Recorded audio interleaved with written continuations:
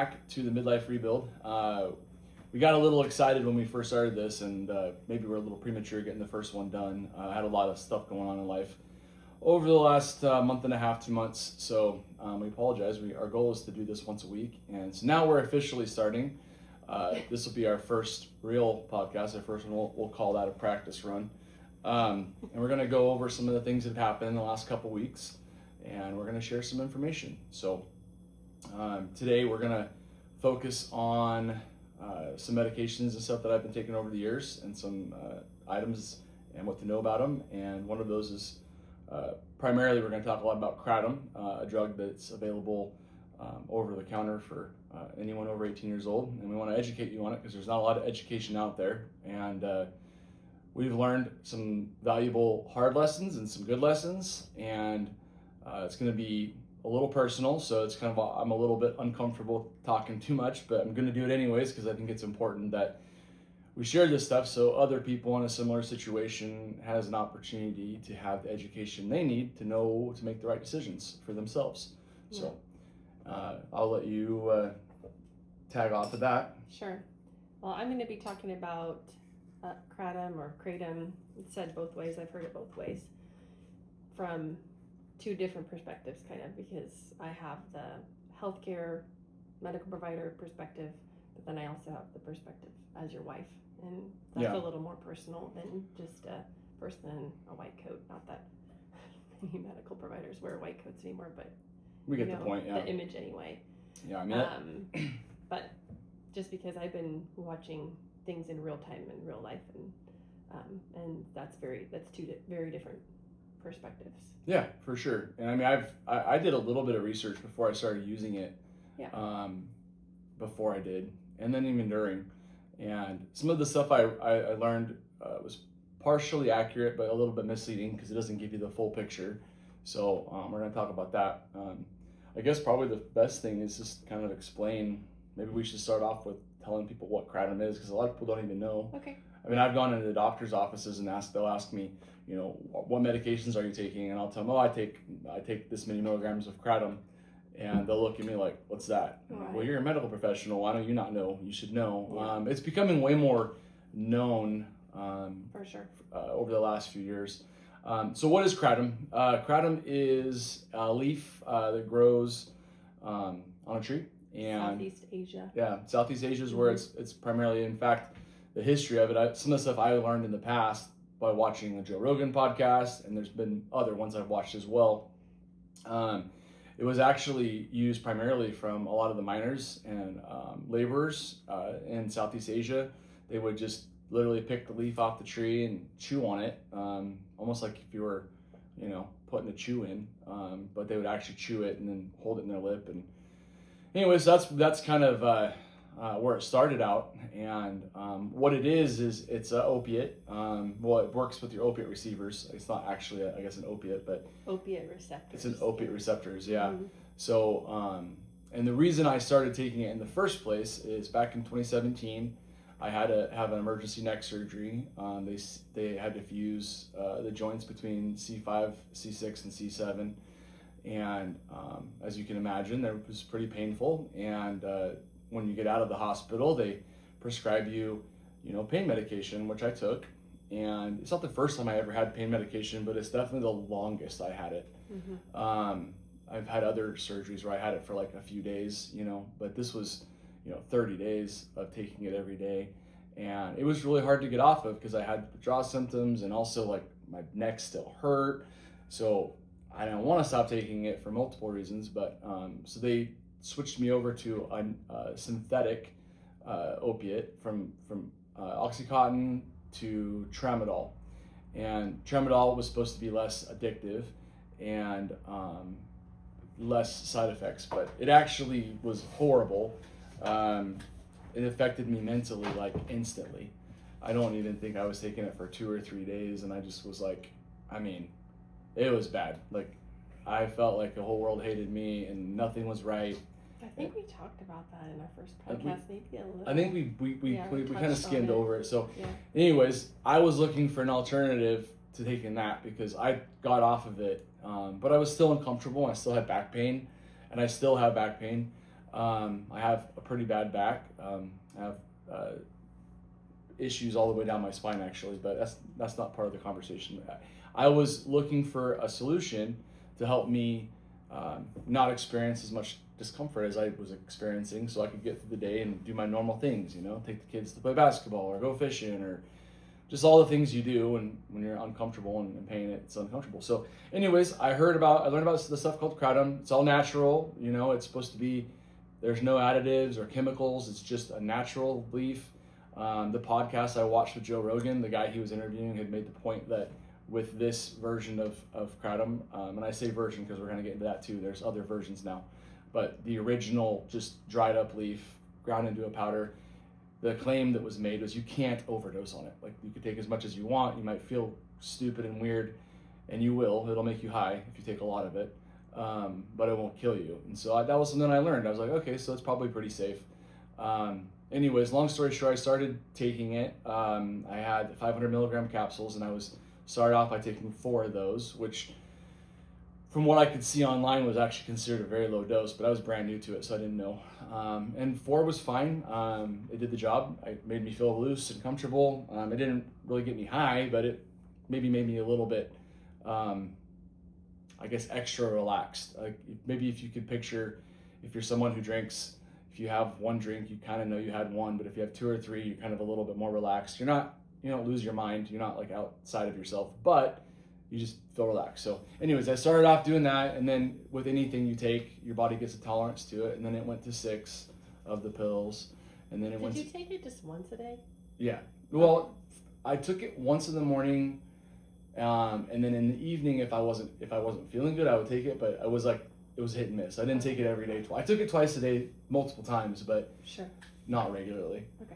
So, and then it went to 6 pills, and then it went to 8, and I kind of got to the point where I felt like if I didn't get that little bit of that relaxed feeling from it, then I just thought it wasn't working. So I kept upping my dosage, and I did some, again, research. I mean, there's people who I was reading, they're taking like 20 of those pills twice a day, which is insane to me, but I never got there and I didn't want to.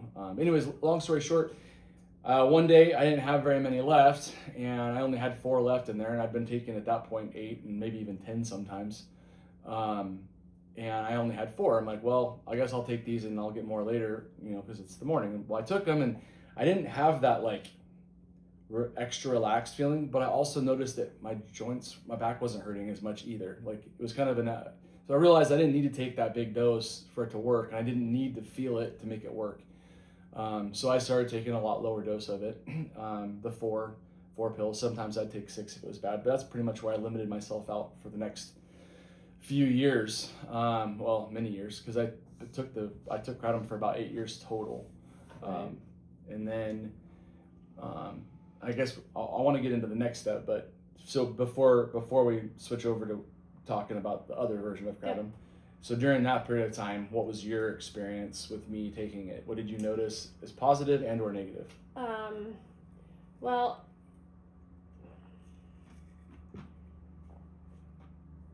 let's see. So sometimes I didn't notice it at all. Right. Some days you were just normal. And then some days it was like, and these were probably the days where you drank a little more than your baseline at right. the time, where you would be like profoundly forgetful. I remember, when was the Trump election? 2016? Or No. Oh, 2020. Okay. Yeah. I guess no, it was after we moved here. Well, yeah. When we voted for him here. Was or the whatever. end of. It was 20. I don't know. It doesn't matter. But anyway, I just remember I needed to go vote. Yeah. Like, this is I don't know why I remember this, but I needed to go vote. And we had the same conversation like 3 times, and you had like 0 recollection of it. And you're like, hey, did you go vote yet? And my answer was always, no, I'm going to do it on this day, or whatever it was. But, and I'm just like, dude, why don't you remember it? We literally had this conversation 3 times. And you kind of would do this, oh, okay, yeah. Like, oh, yeah, I remember that. Yeah. Even though you really really didn't remember that.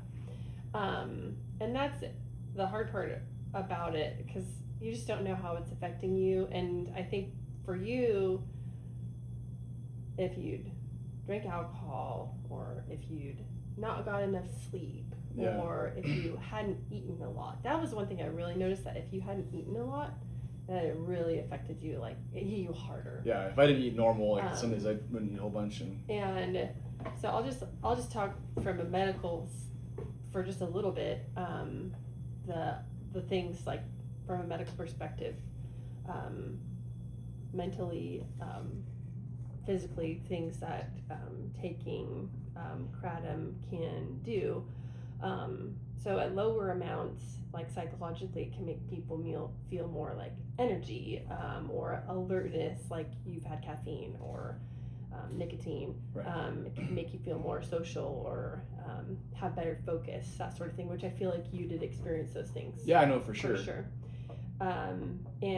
But with increased doses, even just with the typical kratom leaf, kratom capsules, which the leaf kratom, people can have like sedation, feeling really sleepy, nausea, vomiting, sweating, which that was a huge side effect for you. Yeah. Even at low doses, he would just sweat. Like Yeah. even when it wasn't hot, he's just like sweating, and it's like, and it really was mostly like from here up, just your face would just sweat profusely. Other things, just because it functions as an opiate, constipation, things like that. It can cause increased blood pressure, increased heart rate, which for you are negative things, because Right. you already have a high heart rate and high blood pressure, so those are negative physical side effects.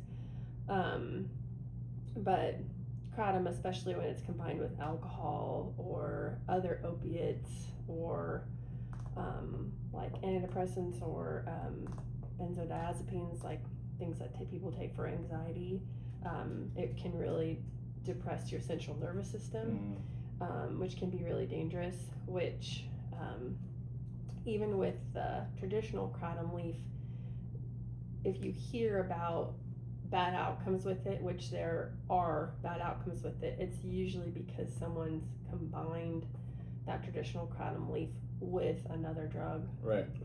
So that's pretty common in like fentanyl and heroin users. If they get a hold of kratom and they combine it, you can overdose easier, because it's just too many things combining on those opioid receptors. So that's one way it's dangerous. And there's one thing too with that, which you, as you point that out, like that's one of the big problems with it, is there is no regulation. I mean, you can go to a convenience store and buy it. You can go to a pot shop. A lot of pot shops will sell it. It's just got to be 18. And so that's one of the issues too, is like you get mixed reviews. Like I remember looking online and people being like, yeah, I'd never take more than 4,000 milligrams at a time, which that's 8 of the 500 milligram pills, which to me that was plenty. I don't really ever need to take more than that. I will say, I know you mentioned like the constipation stuff. I never really dealt with that, so there's some side effects I never had to deal with. But yeah, and as far as forgetfulness, I do want to make sure I make this point, because it is important. It's not just the kratom. I also drank a lot, and what's a lot? Sometimes it's only 2 or 3 drinks in a day, and sometimes it was 10 or 12. I would say on average it was probably more like 4 or 5, but some days were less and some days were more. Yeah. And those were spread out, but I was combining the two things. And after moving to Oklahoma, which is when the forgetfulness portion of this got worse, yes. There was a lot of business stuff that happened with me, which I've kind of alluded to. I haven't really gotten into full detail on the podcast about it, but a lot of people know about it, which was a real blow to my hard work that I put into something, and I just had a really difficult time dealing with that. And one of the ways I compensated was when I was feeling like crap, I would just have another drink. So my drinking went up after moving here, not right away, but pretty after about a year here, when we realized everything that was happening in the Oregon shop. And once that all went down, it was like, I don't know, I was escaping, I guess.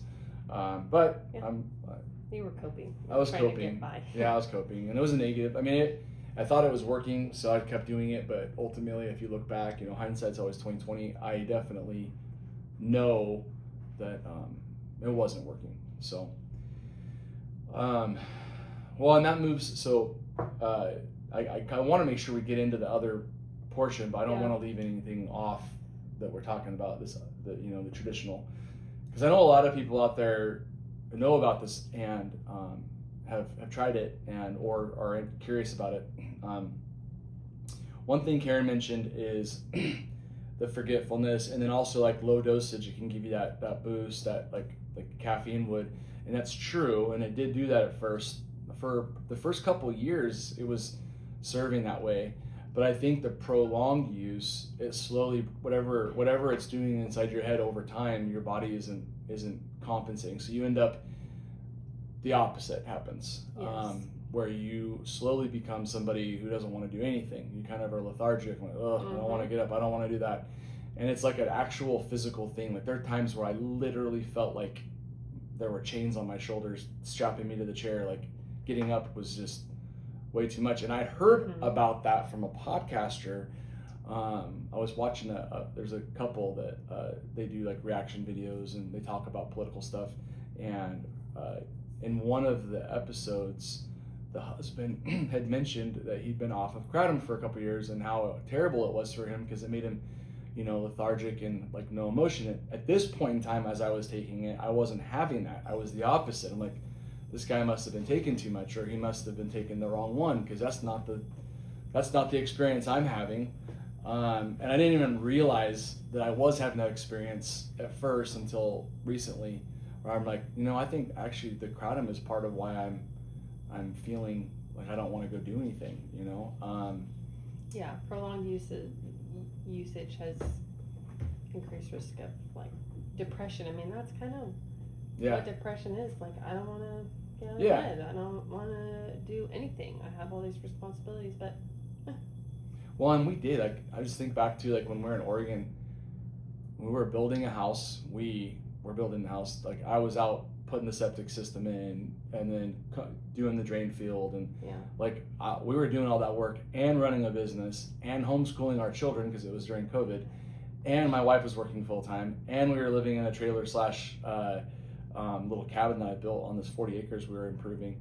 So like we were always up and going, and like I probably operate at like 1/10 of that right now and feel overwhelmed sometimes. So it really did make an impact. Like we went from being like a power couple to a power single with an anchor on the side who sometimes helped. So I realized that, and I didn't then, but I do now.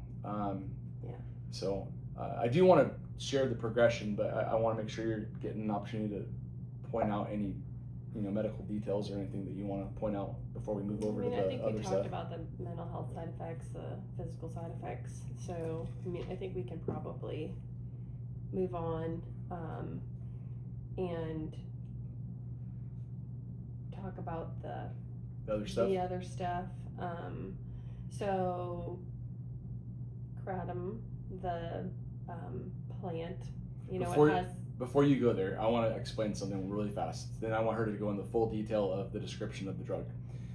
So one of the things I didn't like about the Kratom is that I am taking 4 to 6 of these capsules, and like they make me want to puke sometimes. Like they're kind of big, and like I don't know, I just didn't like taking them and have many of them, and like carrying 6 of those in your pocket. Like it was a lot. And I got introduced to this new version, which is way, way stronger. It's important that this is how it was presented to me, because it's how it was presented to me is not accurate. She's going to tell you what's accurate. But to me, it was presented as it was just a very condensed version into this little pill, about the size of ibuprofen, maybe a little bit bigger than ibuprofen, maybe like a round white pill. Yeah. And if you take the pill and you break it in half or even quarters, 1/4 of one of those pills is equal to like 6 or even maybe 8 of the other ones.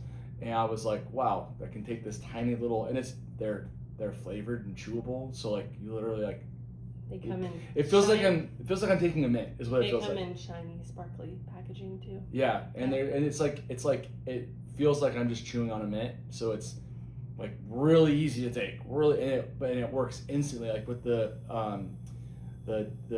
tablets or the powder, like you can mix tea as well. It would take 45 minutes to an hour before it would actually like kick in. Mm-hmm. Whereas this stuff, I'm talking 5 minutes, literally 5 minutes flat. You know it's in your body and it's instantly helping you or hurting you, and depending on your definition. And so I was presented, that's what I was taking. And I did start taking it, and then I told my wife about it after I started taking it. It wasn't like, oh, I'm trying this new one out. It was just like, whatever. And she noticed me with my memory stuff, and like just how I was interacting with everybody was different. Oh yeah. I mean, you can go in full detail. Like fast. Yeah, like really too. fast. So okay. And I didn't see Like, it. I want to make sure. I honestly didn't see it first. So just to rewind a little bit, kratom comes from a plant called, it's the species name or whatever is I don't know exactly how to say it. It's like Mitragynine speciosa or something like that. Okay. So the main component or chemical compound in kratom is this mitragynine. And so Jeff's presented with this, this is just this concentrated version of that same thing. And what this new form is that it's, what's it called? You'll see it labeled as like 7-OH. That's the main way. I feel like there's a couple other ways they label it, but I can't remember. But mostly it's like 7-OH. You'll see that on the,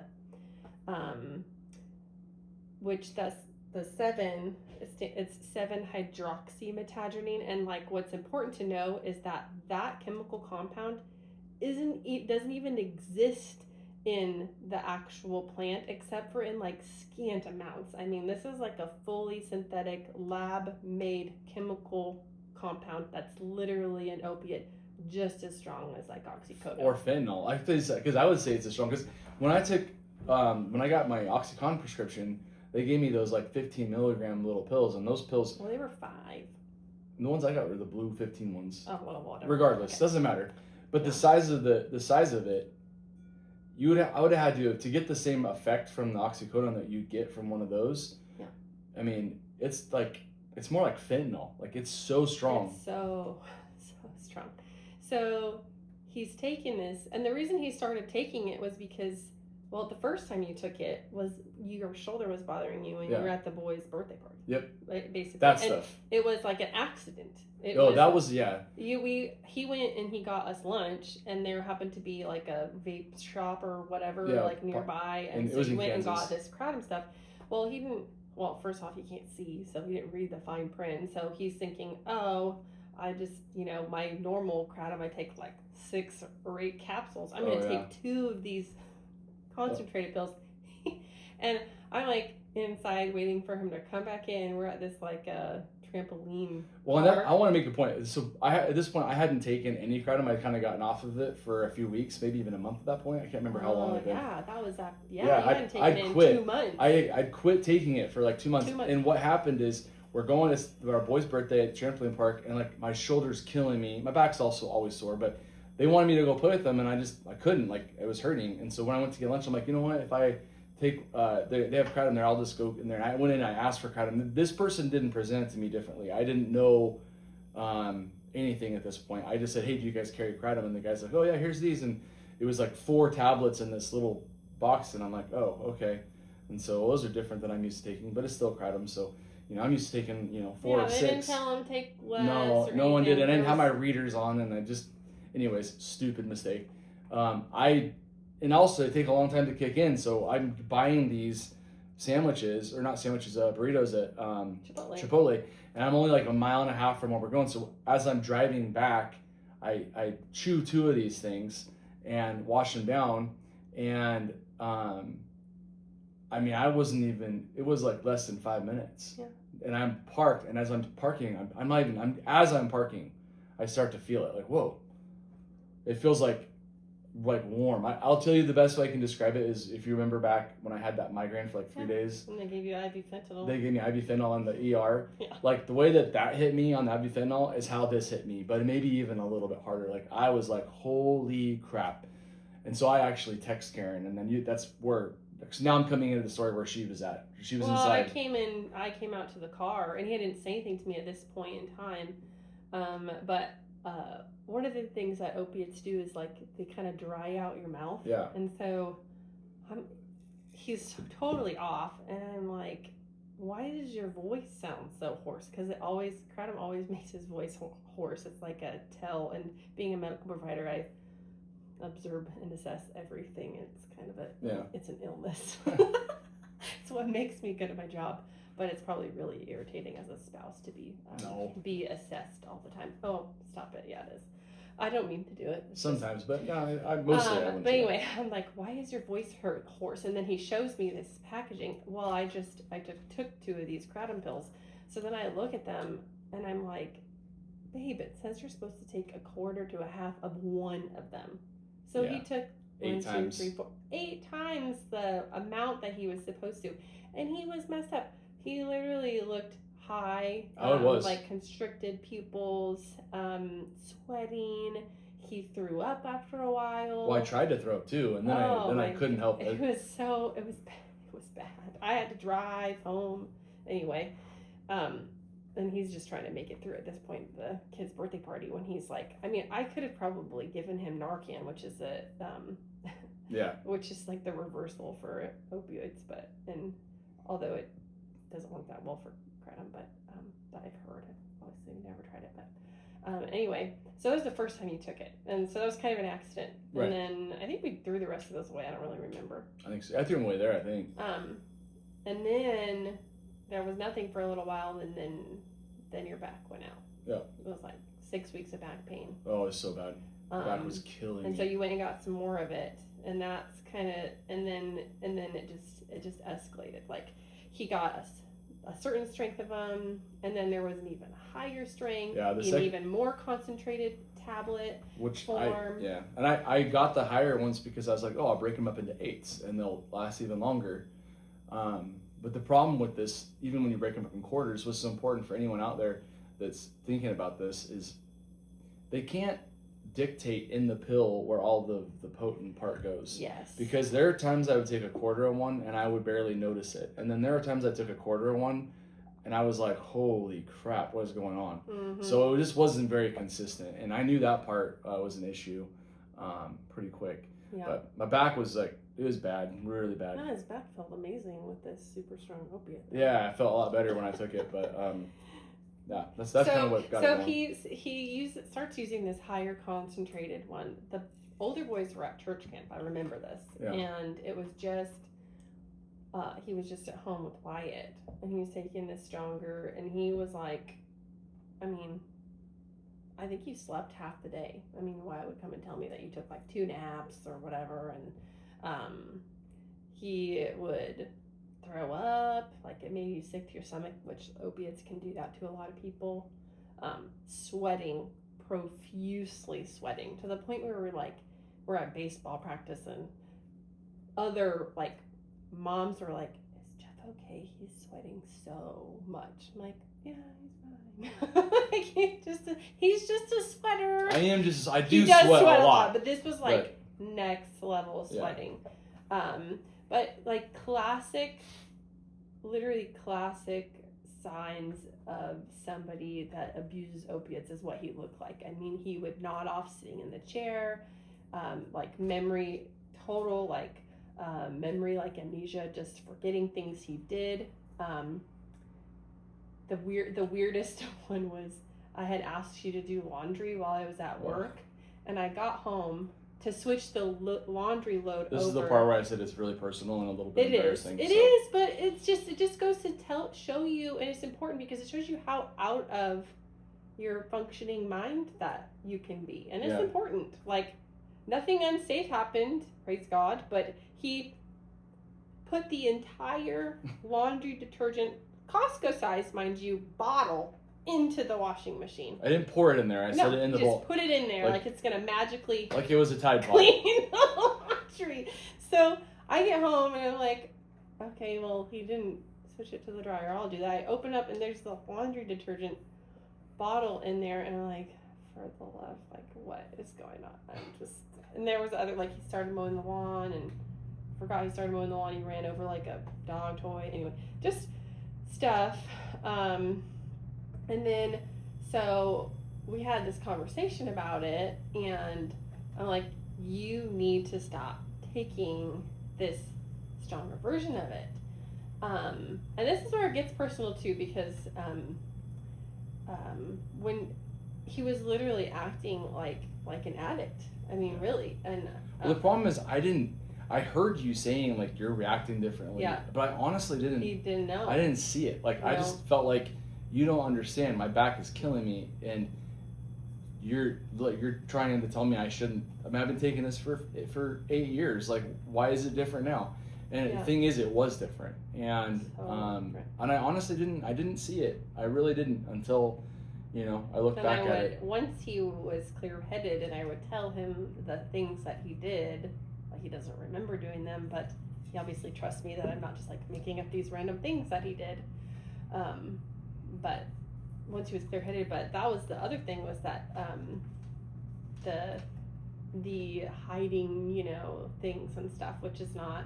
That's one thing in our marriage that I've always counted on, is your honesty with me. And so I had asked him, okay, we need to just go back to the Kratom you used to take. The powder. This stuff's not safe.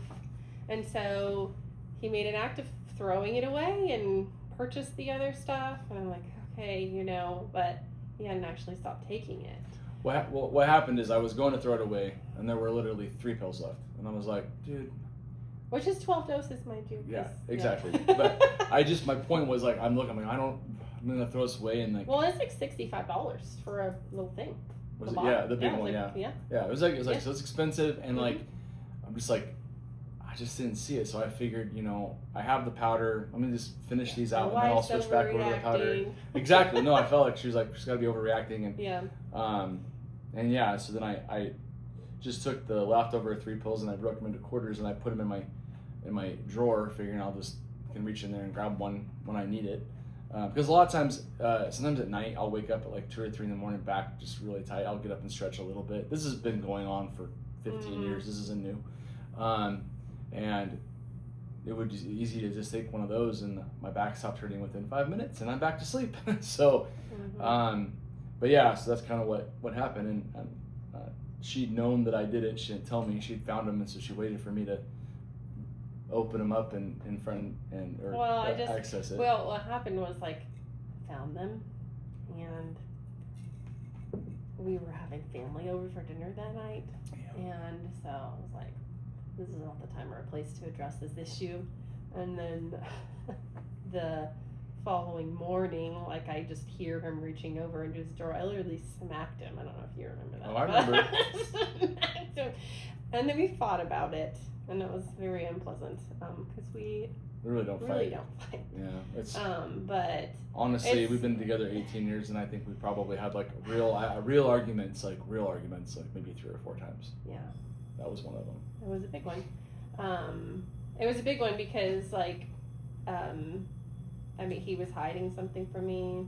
He was lying to me about it, which, that's not fun as a spouse to be. Well, part of it too is like, that's where I think I really kind of came to the more of a realization about the issue of it, because she's right, and I never in my life have felt like I needed to hide those types of things. No, it's so out of character. And I just, for whatever reason, I felt like I needed to hide that, and so that's when I realized, well, maybe I am going down the wrong path here with this. So, yeah, and it's just that's one thing that I'd love to drive home about this 7-OH product, and now that is something that we can bring up actually, because federally they're trying to ban it, and I was looking. I know it's banned in a bunch of states. I know Kansas has it banned. I think Oklahoma just banned it, right? As of the 1st. It needs to be banned, or at least needs to be. It needs to be banned, in my opinion. But or at least at minimum, it needs to be regulated. So they're trying to make it a Schedule 1 substance and like make it illegal, because here's the biggest issue is that we're trying to rely on a person who's working in a vape shop, smoke shop, gas station. Yeah. To counsel people about the side effects of an opiate, and they don't know. Yeah. They have no clue. They don't know that this version is super addicting and habit forming, and the harmful things that it can cause. And they're just like, yeah, take this. It's gonna make your party tonight better. There's been teenagers and college students who've died, like you know, valedictorian in high school, in college, went to a party. They picked up some kratom when they went and got their alcohol for their party and didn't wake up. Yeah. Scary. Yep. That's what I was just gonna look it up really fast because I can, because my computer's right here. I wanted to say one thing she mentioned too, the addictive part. So that's one thing I will say about the powder stuff, especially with the dosage I was taking.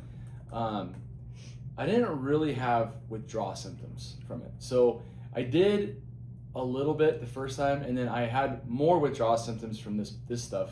I was like 2 or 3 days where I didn't feel very good after stopping taking this new version of it.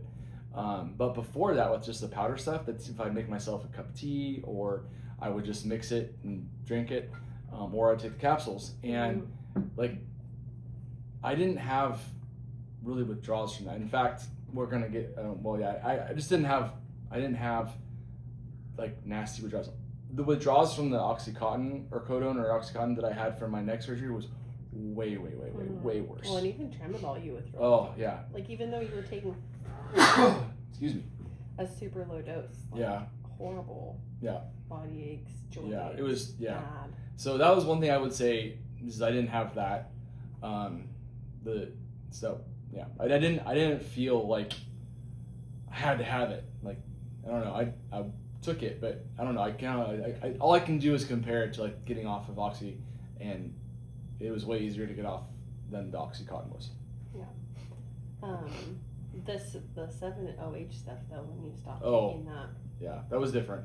Yeah, that was rough. That was more mental though. Yes. So like the Oxycontin, when I quit taking that, like your joint, you feel like you have the flu. Everything hurts. Mm-hmm. You just feel like crap.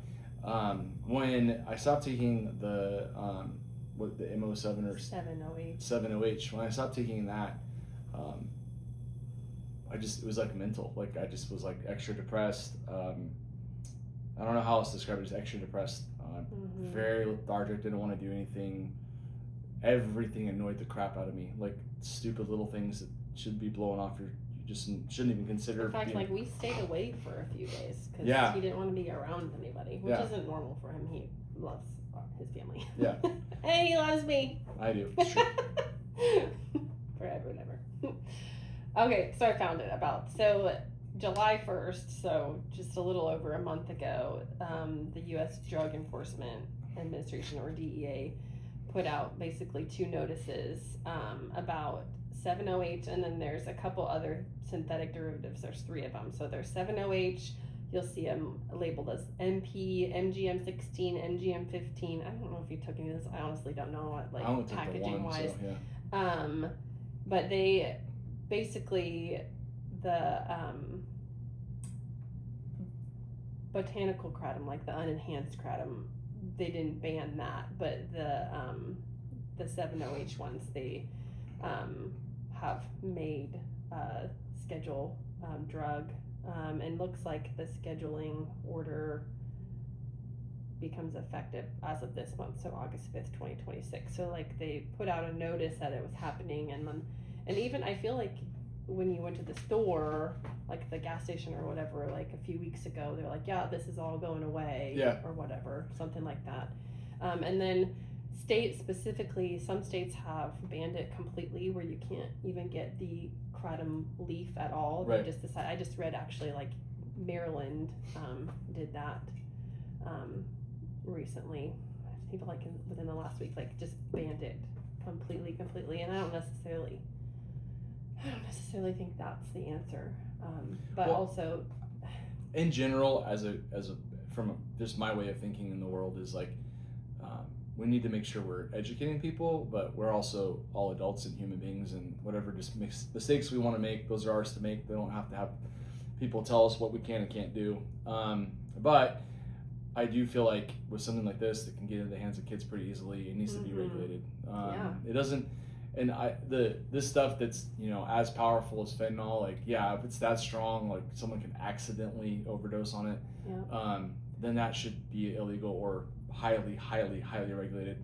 Yes. But will say, going back to the botanical version, the leaf version. Everything in the world has a positive and a negative, and I read through lots of forums and stuff on Kratom, and there have been so many people who were addicted to heroin who got off of it by using Kratom. So right, that's a positive. Yeah, and, so way lesser evil in that instance for sure. Yeah, and when I was taking just the powder stuff, you know, I did notice over a elongated period that my energy level was lower, and I was losing the effect. We already talked about that. So I do think there's negatives to long-term use of it, no matter what, either version. Yeah. But just the regular botanical version, I don't know. It's not benign because it affects you and affects people. And I'm not a doctor, and she is, so you should listen to her on this. But just from someone who took it, it has a place. It just needs to be a little bit harder to get, and maybe a little bit more organized, a little bit more regulated. Well, I was reading on forums, like, there's people like blowing their life savings on this 7-OH stuff. I mean, like, just spending $15,000 a month, like, can't get enough. Like, that's addiction. I mean, they that's can't. Insane. They can't stop. I mean, so I guess, like, observationally, I wish I would have.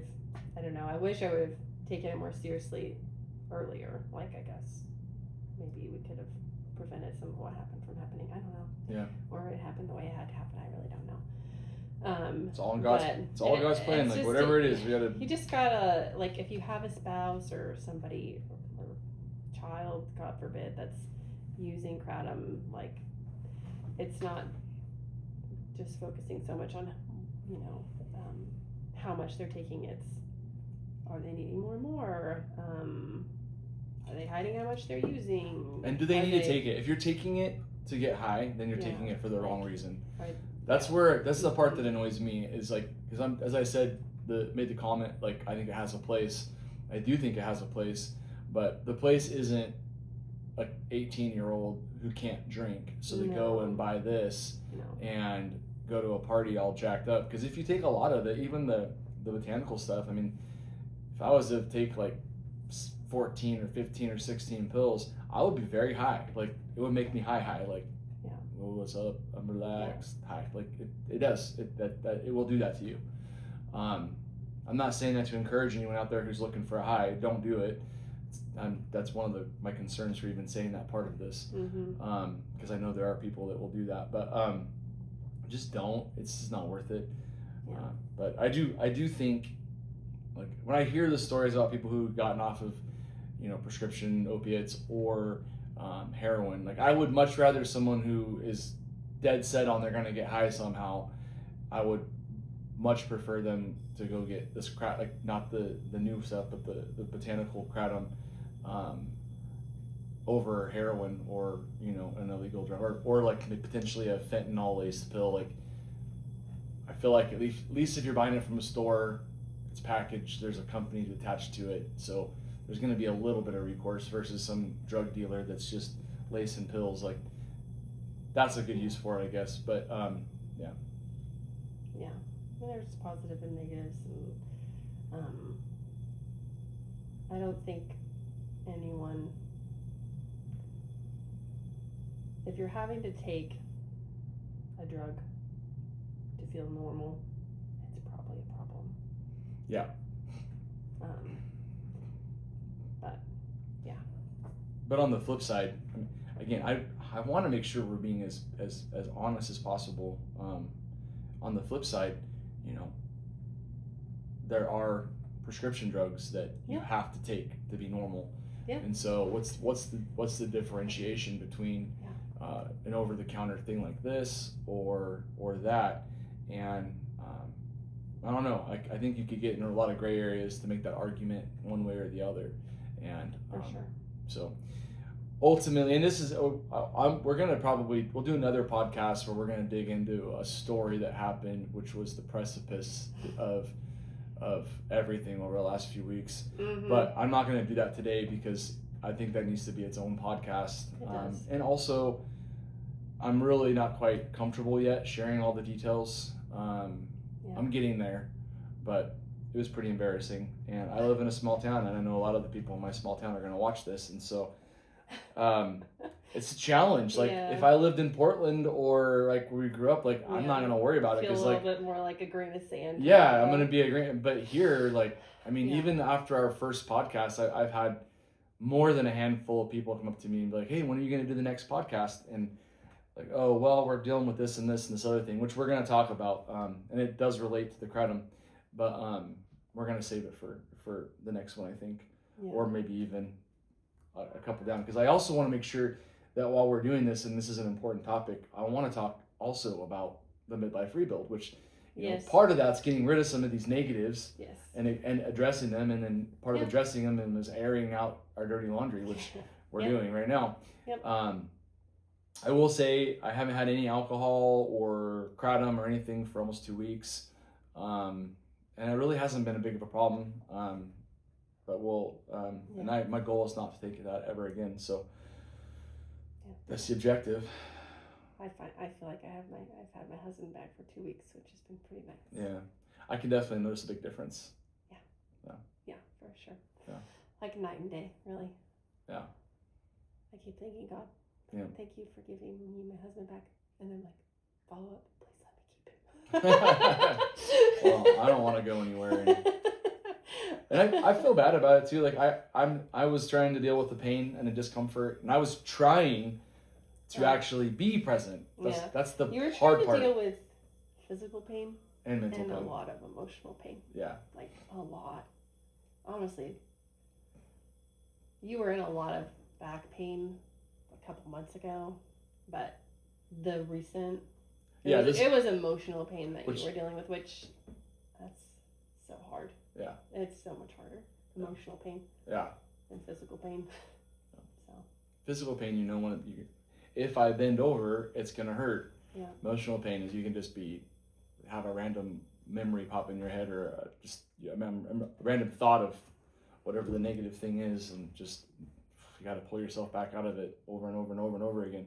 Yeah. So, and we'll talk about that too. I don't know what order we should talk about them in. Probably we should talk about what caused that emotional discomfort first. Yeah. So that the backstory's there. But again, that's it's going to take too long. If we did that now, this would be a 2-hour podcast, and where our goal was to keep it at or below an hour. So, and we're already at 48 minutes and 30 seconds. So that's pretty good. Which we're going to edit this down a little bit, get some of the, but clean it up.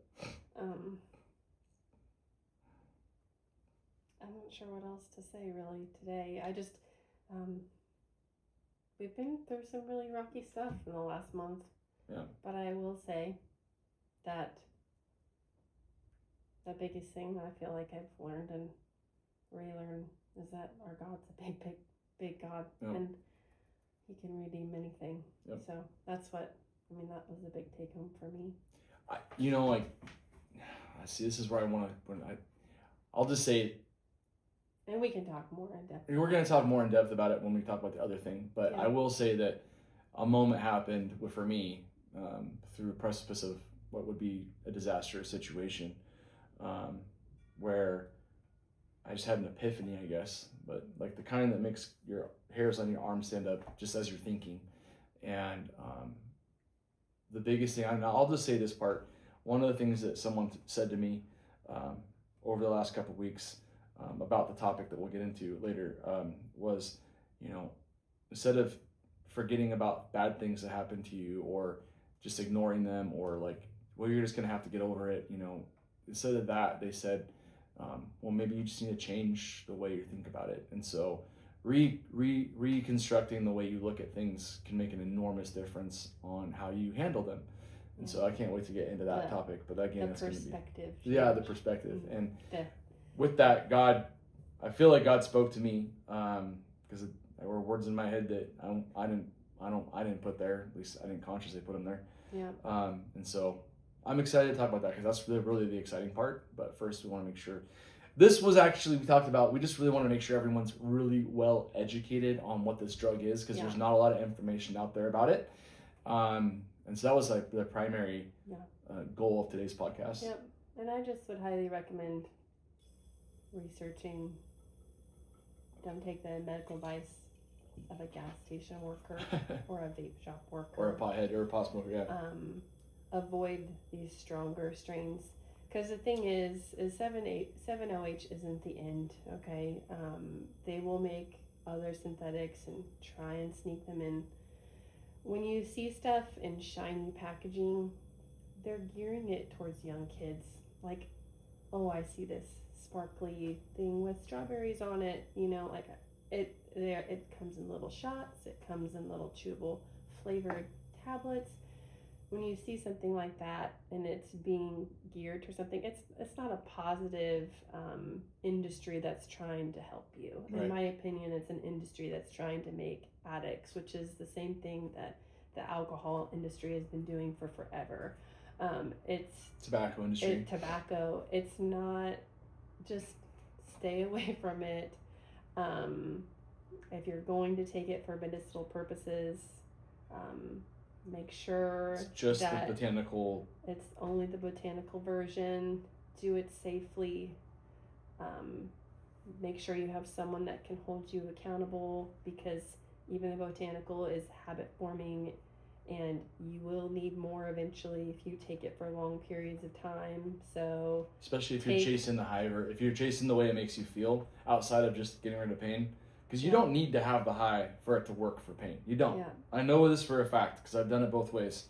And you don't need to feel the euphoric portion of it for it to work. Mm-hmm. That just means you're taking a higher dose than you actually need if you're taking it medicinally. So that's one thing I will say too. Yeah, if you can't get through a day without it or you can't feel normal without it, that's probably becoming something that you need to take a break from or look at more seriously. And talk to your doctor. Talk to your doctor about it. Not all of them know about it either, and that's one thing. You know, there are providers who you could say the words kratom or kratom to, and they look at you like, I don't know what that is.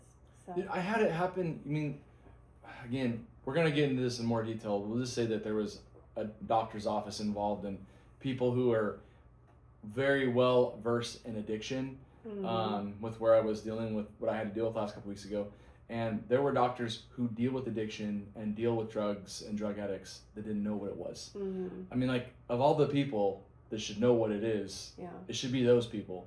So if you are thinking about taking it, if you have taken it and you talk to your doctor and they don't know what it is, you need to tell them, like, you need to go educate yourself on this. This is a drug that's very readily available that a lot of people take.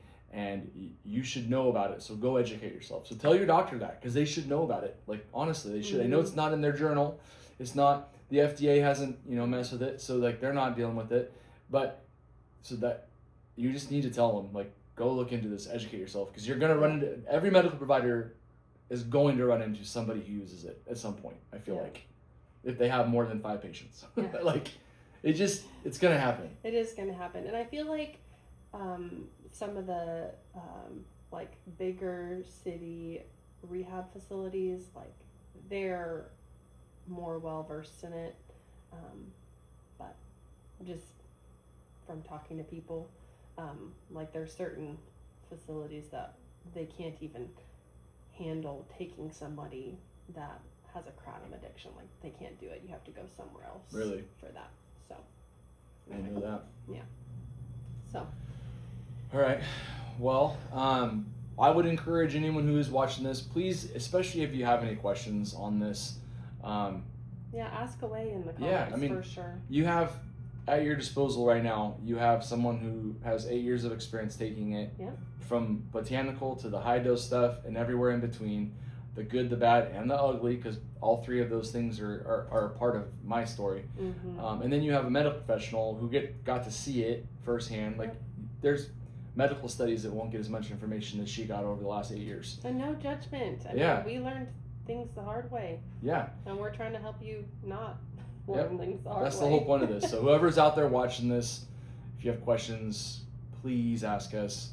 And I won't we won't claim to know something we don't know. Right. And we both are happy to even do more research to help anyone out that might have a question, because one of the big things that has happened in the last few weeks for me is I feel like a calling that I want to help people. Like, it makes me feel good to help people. So it's almost selfish for me to help you or someone else, because it makes me feel good to do it. So I'm doing it for my own benefit as well as your benefit. But I want to be helpful, and I want to use the knowledge that we've acquired to help other people. So please comment, ask questions. If you know someone who may be taking it and you don't know how to help them, give us a call, or not call, shoot us a message. And if we need to make a phone call, talk to you about it, we'll do that too. I'm happy to help however we can help. So yeah. Karen will know as well as anybody, if you are a loved one of someone who uses it and you're trying to help them get off of it, yeah. I think we can probably at least give some ideas and some pointers on ways that you could do that from the perspective of someone who's being asked to quit and the perspective of someone who wants someone to quit. So you get both angles. So please reach out to us. We're more than happy to help. Yeah. And I think for me, that's it for me today on this one. And then you just got to come back for cliffhanger. Yep. What happened over the last 2 weeks. Yep. I think what we're going to do on the next one is I'm going to explain the backstory of where all the turmoil and the mental frustration. I think we should do that first, because that way their backdrop is there for everyone. Okay. And then we can go into what transpired after that. So anyway. So you got to come back for the next 2 at least. Yep. And to hear what happened. And I want to make sure everyone out there knows Jesus loves you. He is really an does. amazing God, and learning how to listen to God and listen to Him is it's a difficult skill to get, but once you do, it's amazing. So that's the biggest part of the Midlife Rebuild. that is the biggest part of it, is really centering life on Christ. So I can't wait to talk more about that. This is the not fun stuff, but it's the important stuff. So It is. you have our information here. You can message us. Like, subscribe, All that share, jazz. follow, all the things. All the things. All the buttons. Yep. Click the buttons. Comment. Here's the thing. If you are somebody that knows somebody, by you liking and subscribing, it'll make the algorithm make the video go bigger, which will reach more people, which means we'll have more opportunity to help more people. Yeah. So, and if you know someone that's struggling with addiction to Kratom, you can share our video, and maybe you never know what's going to speak to somebody. No, you don't. And and this channel's not monetized at this point, so we're not asking you to like, share, and do it so that we can make money. We really just want to help people. So this is our objective first and foremost, is to get on here and share our experiences, and hopefully someone doesn't have to make the same mistakes we make, or I made, or vice versa. So we love you guys. Jesus loves you. Don't forget it. Keep him in your heart as you go through the day. And we love everybody. Thank you so much. See you next week. See you next week.